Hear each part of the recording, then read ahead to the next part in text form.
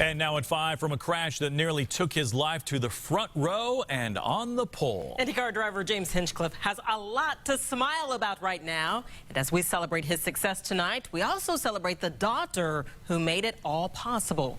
RTV6's Chris Prophet is live outside the Indianapolis Motor Speedway with the amazing story of survival and recovery. Chris? Erica, that James Hinchcliffe survived his injuries is amazing, but to go from near death to pole sitter at the Indianapolis 500 in just 1 year is incredible. This is James Hinchcliffe after winning the pole of the 100th running of the Indianapolis 500.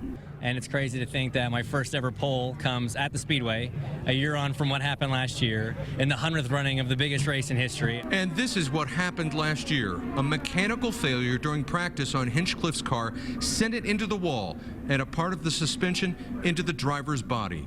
Dr. Tim Pullman, a senior trauma surgeon at IU Health Methodist Hospital, was at the track's infield medical center and jumped into the ambulance that took Hinchcliffe to Methodist Hospital. The injury was a little bit higher than it's been portrayed before in the press. It wasn't really in a size, more into his abdomen and torso.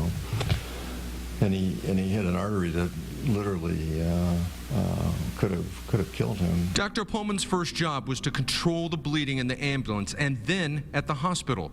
The driver was in and out of consciousness and at one point had no pulse. He had lost 65% of his blood and, according to Dr. Pullman, had 2 minutes to live before surgery. He survived an injury that most of us could not have survived.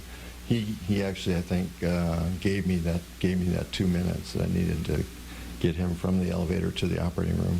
After a painful but quick recovery, Hinchcliffe finds himself leading the Indianapolis 500 1 year after nearly losing his life on the same track that he now dominates. A story of courage, dedication, and commitment, says the doctor who saved him from almost certain death.